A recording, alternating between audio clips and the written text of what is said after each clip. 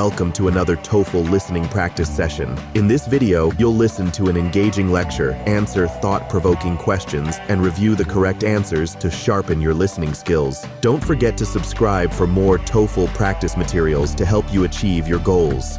Listen to part of a lecture in an urban planning class. The professor is talking about how sustainable architecture has evolved in recent decades and why it is increasingly important for modern society. Sustainable architecture, sometimes called green building, focuses on designing and constructing structures that minimize environmental impact and promote health and well-being. The foundations of this movement can be traced back to the energy crises of the 1970s, which highlighted the need for buildings that conserve resources, particularly energy. Early initiatives centered on improving insulation, reducing heat loss in colder climates, and exploring alternative energy sources like solar panels. While these measures were instrumental in laying the groundwork, the concept of sustainable architecture has since grown far beyond energy efficiency alone. Contemporary green buildings take a holistic approach, addressing a broad range of concerns such as water usage, indoor air quality, material sourcing, and even the social impact of architectural design. For example, in water-scarce regions, architects may integrate rainwater harvesting systems and water recycling technologies to reduce strain on local supplies. In hot climates, incorporating passive cooling techniques like strategic shading and the use of reflective materials minimizes the need for energy-hungry air conditioning units. Additionally, selecting construction materials with low embodied energy and low chemical emissions not only helps reduce the building's carbon footprint, but also ensures a healthier indoor environment for occupants. One key development in sustainable design is the move toward net zero energy buildings, which produce as much energy on site as they consume. Solar panels, geothermal heating systems, and wind turbines are increasingly employed in both residential and commercial constructions. Some buildings also incorporate battery storage to better manage the intermittent nature of renewable power sources. Beyond energy independence, net zero structures can even feed surplus electricity back into the grid, reducing overall demand for fossil fuels and lowering greenhouse gas emissions. However, truly sustainable architecture goes beyond mere technological solutions. Urban planners and architects now recognize the value of designing structures that promote community engagement and well-being. Public spaces, green roofs, and shared courtyards encourage social interaction, while also providing habitats for local wildlife. Some cities are rethinking zoning laws and infrastructure to support compact, walkable neighborhoods with easy access to public transit and bicycle lanes. These measures can decrease traffic congestion, air pollution, and the need for constant road expansion. Despite the growth of sustainable architecture, numerous barriers remain. Cost is often perceived as a significant obstacle, although many experts argue that initial investments in green technologies pay off over the long term through reduced energy and maintenance expenses. Limited awareness and skepticism among some stakeholders can also hinder the adoption of green building practices, particularly in regions where construction traditions are deeply entrenched. Nevertheless, governments, non-profit organizations, and professional associations worldwide are creating incentive programs and certifications, such as LEED, Leadership in Energy and Environmental Design, to recognize and encourage sustainable design. Ultimately, the evolution of sustainable architecture reflects a broader societal shift toward environmental responsibility and quality of life. By conserving resources, reducing waste, and fostering healthier communities, green buildings have the potential to reshape not only skylines, but also global attitudes about how we live and work. As pressure mounts to address climate change and rapid urbanization, the principles of sustainable architecture will likely play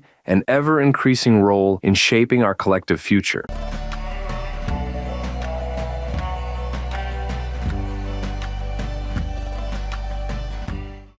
According to the lecture, what was one early focus of sustainable architecture in the 1970s?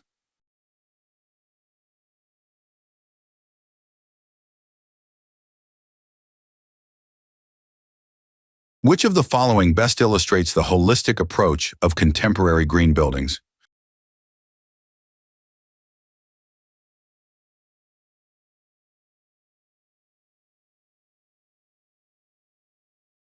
What is a defining feature of net zero energy buildings, as mentioned in the lecture?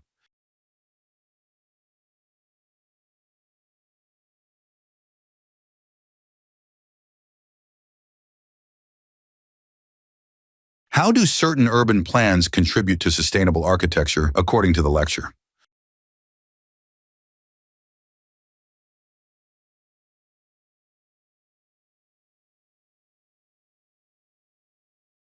What is one obstacle mentioned in the passage that can impede the adoption of sustainable building practices?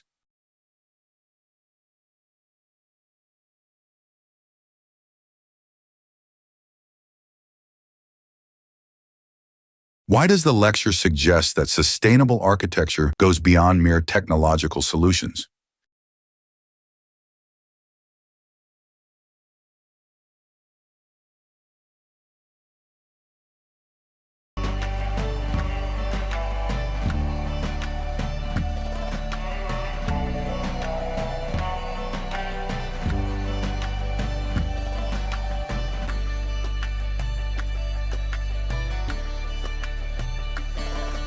Don't forget to subscribe for more TOEFL practice materials to help you achieve your goals.